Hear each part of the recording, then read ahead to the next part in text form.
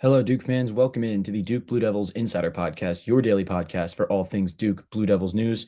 Just like every day, we thank you so much for tuning into the show today to get your latest on the Duke Blue Devils. My name is Hugh Strain, your daily host, as well as beat writer at Duke Blue Devils on SI. Happy to chat with you guys today and every single day about the Duke Blue Devils.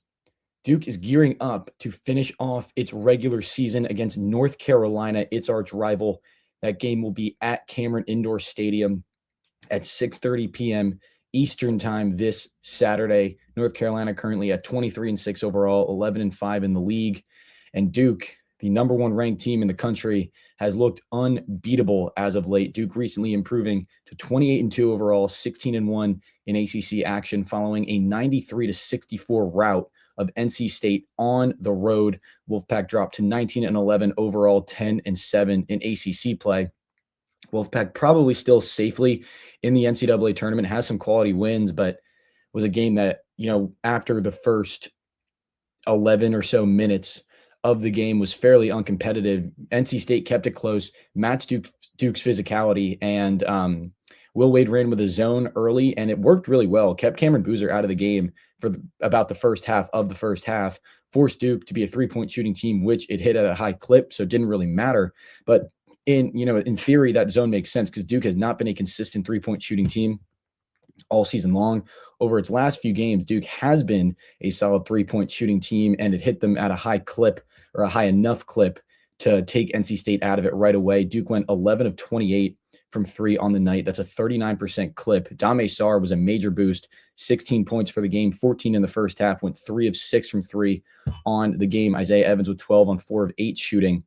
But NC State, the leading ACC team in terms of three-point percentage at about 39% heading in, took a high volume of threes and really got no good looks in the first half, just weren't falling. For the game, NC State shoots 24% from beyond the arc, 7 of 29. And again, in the second half, really the second half of the first half, and then the entire second half, the game was fairly uncompetitive. NC State got the score to 18-18, and it looked like the Wolfpack are going to stick around in Raleigh, make a potential pickoff game for the Blue Devils on the road late in the regular season. That did not happen. After the score got to 18-18 with just over 11 minutes to go, Duke proceeded to outscore NC State 75-46 for the remainder of the game. Blue Devils continue to look like the best defensive team in college basketball. NC State shoots 35% from the field as a team. Duke outscores NC State in the paint 42-28, utilized the free throw line heavily. It was a very, very physical ball game. Duke goes 18 of 27 from the line.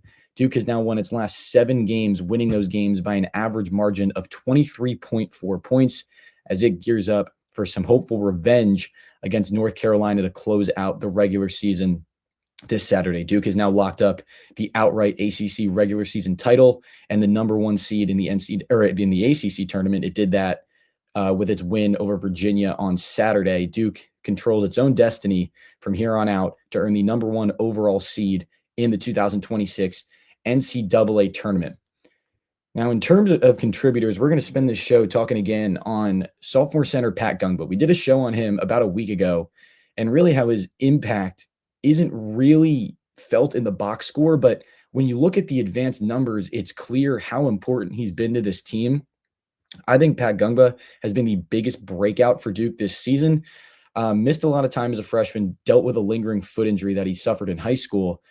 And came off the bench from obviously the majority of the season when he played with Kamen Malawach as a starting center, but came into the season as Duke's defensive anchor. Everyone knew that was the case. He's really the only true center on the rotation that gets significant minutes, but definitely not me. And I'm sure a lot of folks around college basketball did not anticipate his breakout to be this big and how impactful he would truly be, and just how much better he's gotten this season.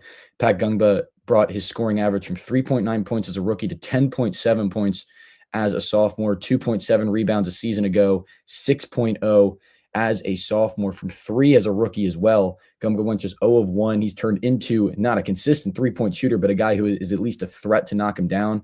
After going 0 of 1 as a freshman, he's gone 8 for 29 this season, shooting 60% from the floor right now. And he's been on a bit of a hot streak relative to his scoring production as of late. Again, his contributions won't always show up in the box score, but they've been so significant, specifically on the defensive side of the ball. But over his last 5 games, Ngongba is averaging 11.6 points, 5.2 rebounds on 57.9% shooting from the field. He's also got 2 assists in 3 of those games. Ngongba has turned into an excellent passer and a really good facilitator out of the pick and roll on the offensive side of the ball. But where I don't think his contributions show up enough and where I think the advanced numbers become so valuable is on the defensive side of the ball.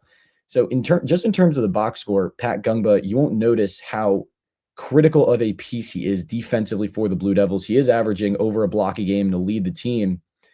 But what really doesn't show is just how impactful he is inside the paint. Duke has length at every position on the floor. It's how John Shire and his staff like to build their teams. And it's one of the reasons Duke is the #1 rated defense at KenPom this season and why they're year in and year out under John Shire, one of the best defenses in college basketball.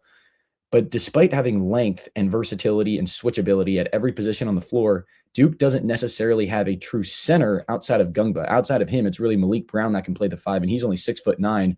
Ngongba at 6'11", 250 pounds, the only true center. But when you look at the advanced numbers, it really shows how impactful he is on the defensive side of the ball. So according to evanmia.com, Pat Ngongba is 9th nationally in defensive Bayesian performance rating and total Bayesian performance rating.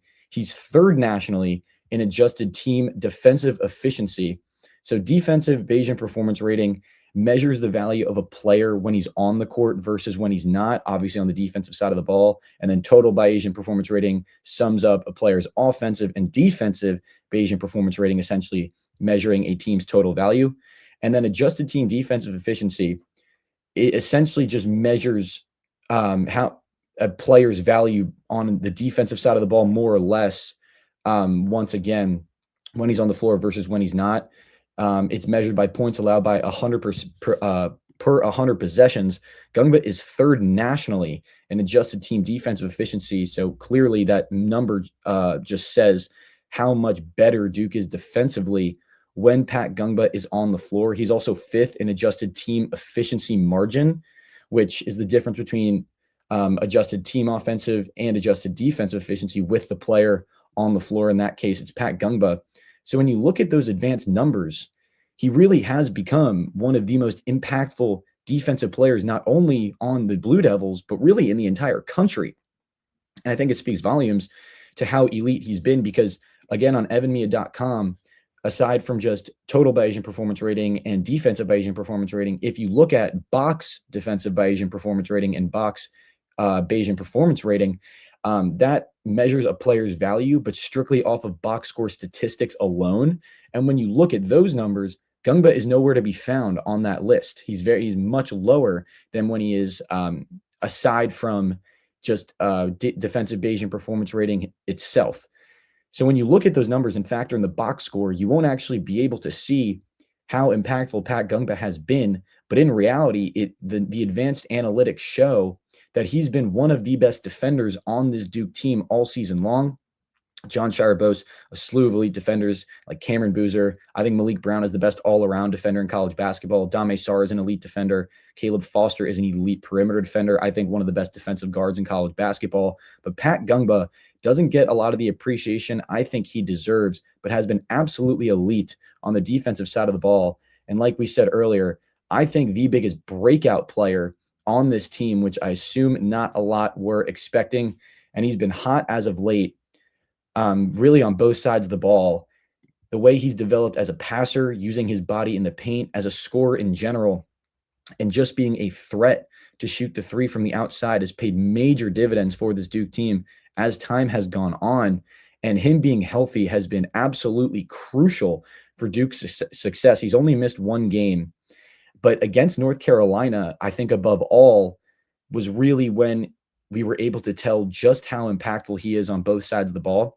Against North Carolina, Duke's lone loss in league play in Chapel Hill back in February. Duke lost, obviously, off a Seth Trimble buzzer beater 3.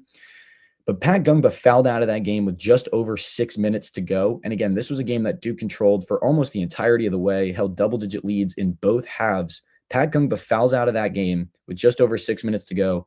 After Ngongba fouls out, North Carolina proceeds to outscore Duke 16-6 for the remainder of the game and obviously win off that buzzer beater. But Pat Ngongba is extremely impactful and want to give him his flowers on this show today. And as Duke proceeds through this postseason, facing some elite front courts like it's done so far this season, Pat Ngongba will really be as important of a piece as any to keep Duke atop the standings and thriving in this postseason. Duke is riding hot right now as it heads into its regular season finale against the Tar Heels back at Cameron Indoor Stadium. Duke sends an early message with a 93-64 demolition of NC State on Monday night. But that is going to do it for us here today at the Duke Blue Devils Insider Podcast. Just like every day, we thank you so much for tuning into the show today. Make sure to check us out every single day at si.com/college/Duke to get your latest on the Duke Blue Devils. My name is Hugh Strain, your daily host, as well as beat writer at Duke Blue Devils on SI, and I'll see you tomorrow.